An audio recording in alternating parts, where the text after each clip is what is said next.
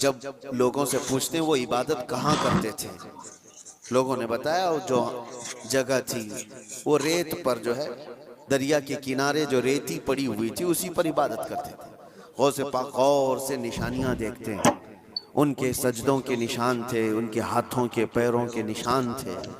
آپ نے غور سے دیکھنے کے بعد پھر کہا تم لوگ جھوٹے شخص کو اللہ کا ولی سمجھ لیے ہو، وہ کہاں سے اللہ کا ولی تھا، تم لوگ کسی کو بھی ولی مان لیتے ہو۔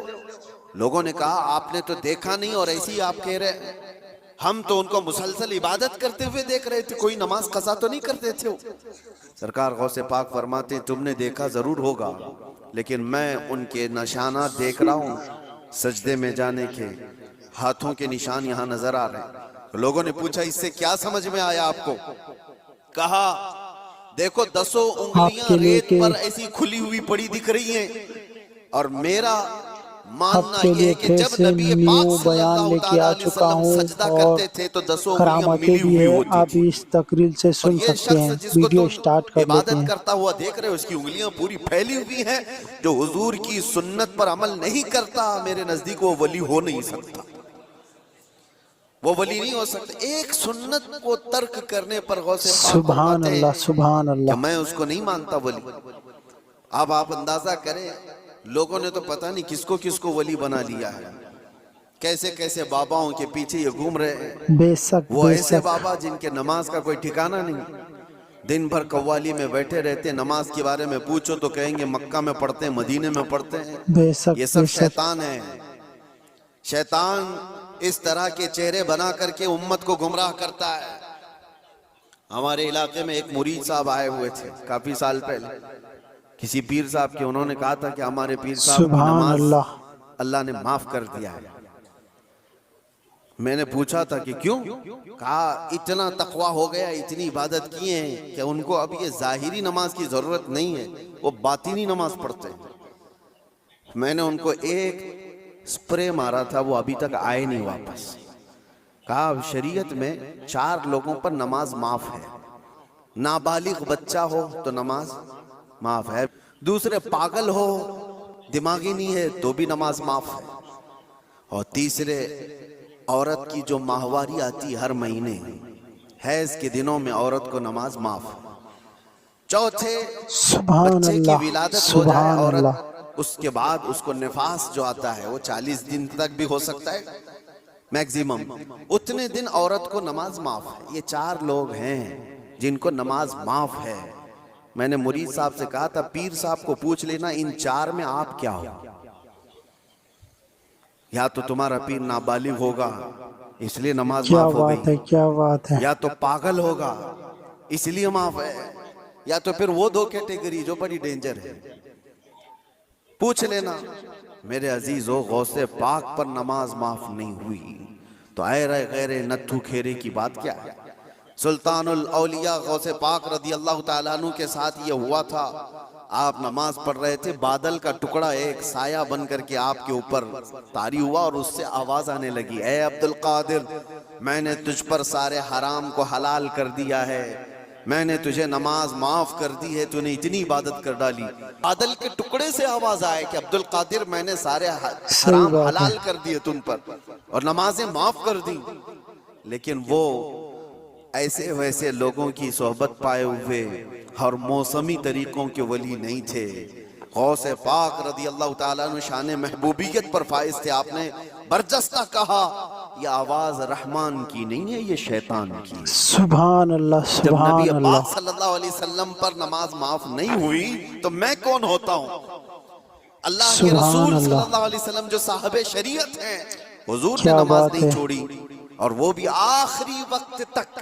جانتے ہو روایات میں موجود ہے اس وقت رسول اللہ صلی اللہ علیہ وسلم حجرے سے باہر آ رہے تھے جب آپ کی وفات کو چند ہی دن باقی تھے، حضرت ابوبکر صدیق امامت کر رہے تھے، لیکن اس کے باوجود رسول پاک صلی اللہ علیہ وسلم سخت علالت کے بعد حجرے سے باہر تشریف لائے تھے، اس حالت میں کہ روایات میں موجود ہے حضور 2 سبحان صحابہ کے اللہ۔ کندھوں پر ہاتھ رکھ کر کے باہر آ رہے تھے، پیر زمین پر نہیں، اس قدر شدت کی تکلیف کے ساتھ بھی نبی پاک صلی اللہ علیہ وسلم مسجد میں تشریف لا رہے ہیں، اور یہاں مرغ مسلم توڑتے ہوئے بیٹھے ہوئے وہ پیر کہتے ہیں کہ ہمارے لیے نماز معاف ہے۔ سبحان غوث اللہ، پاک نے جب یہ سبحان کہا اللہ، کہ یہ سبحان رحمان اللہ، کی کیا آواز نہیں، کہنے یہ ہیں۔ شیطان ہے، میرے لیے نماز معاف نہیں ہو سکتی۔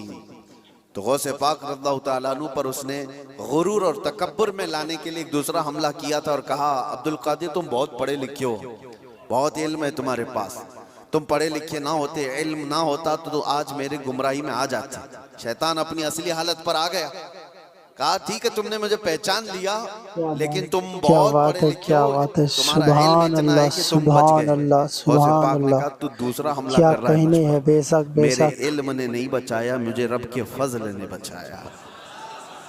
یہاں پر بھی آدمی بہک سکتا ہے اگر ہاں کہہ دیا کہ ہاں میں تو پڑھا سبحان لکھا ہوں، اللہ، میں بہت سبحان علم والا اللہ، ہوں۔ اسی لیے بہت سارے علم والے بھی بھسم ہو گئے، علم والے بھی بہک گئے۔ علم کے ساتھ رب کا فضل ہے تو پھر وہ بچ جاتا ہے۔ میرے عزیزو، عرض یہ کرنا ہے کہ حضور پاک صلی اللہ علیہ وسلم کی شریعت کو چھوڑ کر کے کوئی ولی نہیں ہو سکتا۔ غوث پاک رضی اللہ تعالیٰ عنہ کی 11ویں کرنے والے، نیاز کرنے والے، سب سے میرا ایک ہی کہنا ہے اور سب کے لیے ایک میسج ہے کہ تمہاری 11ویں، تمہارے سبحان کھچڑے، اللہ، تمہارے نیاز یہ فرض نہیں، نہ ہی واجب ہیں، مستحب کے درجے میں آ سکتے ہیں، لیکن فجر کی نماز سے لے کر عشاء کی نماز تک فرض یہ تمہارے اوپر ایسا ضروری ہے کہ اس چیز کے لیے کوئی معافی نہیں ہے۔ ایک سال تم نے دیگ نہیں سبحان بنائی، اللہ، نیاز نہیں سبحان کی تو اللہ، قیامت کے دن نہیں پوچھا جائے گا کہ تم غوث پاک کی فاتحہ کرتے تھے کہ نہیں سبحان کرتے اللہ، تھے۔ یہ سوال نہیں ہوگا، لیکن یہ سوال ضرور ہوگا بے کہ شک فجر میں بے اٹھے شک، کیوں نہیں سبحان تھی، اللہ، اتنی نمازیں قضا کیوں ہوئی تم سے۔ میرے عزیزو، نوافل اور مستحبات میں پڑی ہوئی یہ امت، میں منع نہیں کرتا، آپ شوق سے، ہم بھی کرتے، غوث پاک رضی اللہ تعالیٰ عنہ کے دربار میں ایصال ثواب کے لیے، مرحومین کے لیے سبحان اللہ، ہم نیاز، سبحان فاتحہ اللہ، ساری چیزیں کرتے ہیں، لیکن اس کا مطلب یہ نہیں ہے کہ کل وہی ہے اور اللہ تبارک و تعالیٰ کی یہ عبادتیں کچھ معنی نہیں رکھتی۔ نماز نہیں ہے، قرآن نہیں ہے۔ عزیزان گرامی، میں ان لوگوں سے پوچھتا ہوں جو 2-3 گھنٹے قوالیوں پر رقص کرتے ہیں، قرآن کی ایک سورہ بھی تو سن کے دکھاؤ، وہ رب کا کلام ہے، اللہ کا کلام ہے۔ کسی قاری قرآن سے تم قرأت سن کر کے جھومو، پھر پتا چلے کہ ایمان تمہارے دل میں کتنا ہے۔ ڈھول باجوں پر رقص کرنے والی قوم، ایمان سے اگر تعلق ہے تو ان خرافات میں نہیں جا سکتا۔ ہم سنیوں پر ایک بڑا الزام یہ لگایا جاتا ہے کہ یہ صرف چادر، گاگر، جلوس، فاتحہ، نیاز، 11ویں والے لوگ ہیں۔ میرے عزیزو، وہ ایک پارٹ ہے۔ ظالموں نے جس طرح کا یہ ہمارے اوپر الزام لگا کر رکھا ہے کہ یہ سجدے کرنے والے لوگ ہیں، قبر کی پوجا کرنے والے لوگ ہیں، اور مزارات اولیاء پر جا کر شرک و بدعت کرنے والے لوگ ہیں، دنیا کو یہ پھیلا کر کے رکھا گیا۔ ہم اس سے برات کا اظہار کرتے ہیں۔ ہم سنی مزار کو سجدہ تو سبحان چھوڑو، اللہ، ہم رسول کو بھی سجدہ صرف اور صرف اللہ وحدہ لا شریک کے لیے ہے، عبادت صرف اللہ رب العزت کے لیے ہے۔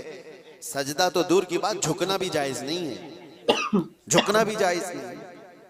ہم اس عقیدے کے حامل ہیں، الحمدللہ مزارات پر جاتے ہیں تو شرک و بدعت کے لیے نہیں، میرے مصطفیٰ کے فرمان پر جاتے ہیں۔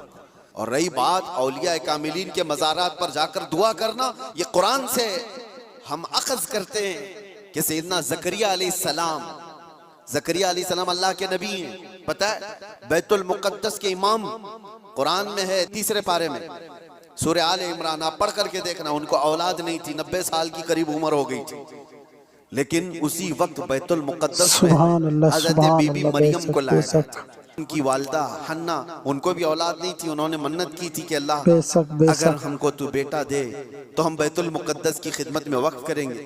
بیٹا نہیں ہوا، بیٹی ہوئی۔ منت کے مطابق انہوں نے اپنی بیٹی کا نام مریم رکھا اور لا کر کے بیت المقدس میں وقف کر دیا بچپن میں۔ سبحان اللہ، تو سبحان کس کو اللہ، دیا جائے گا؟ جو بیت ماشاء المقدس اللہ، کے امام تھے، متولی تھے، حضرت زکریا علیہ السلام، ان کے ہاتھ میں دیا گیا کہ بچی وقف ہے۔ حضرت زکریا علیہ السلام نے قبول کیا اور ایک محراب میں بچی کو رکھتے تھے۔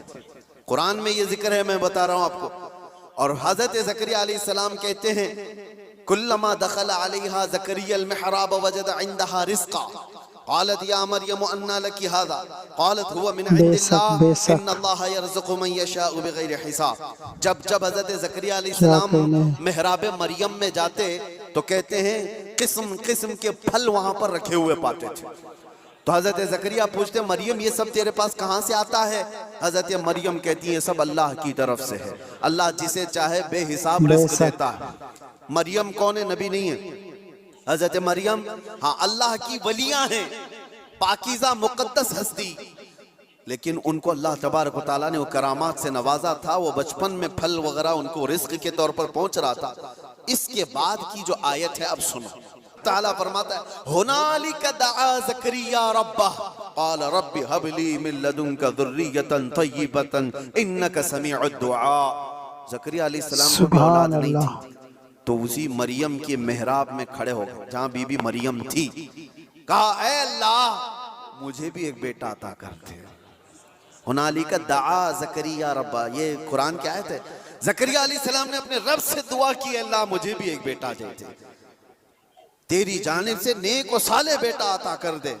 اب یہ دعا تو ہو گئی اور قرآن میں اس کے فوراً بعد آیت ہے بے شک فنادتہ الملائکۃ وہو قائم یصلی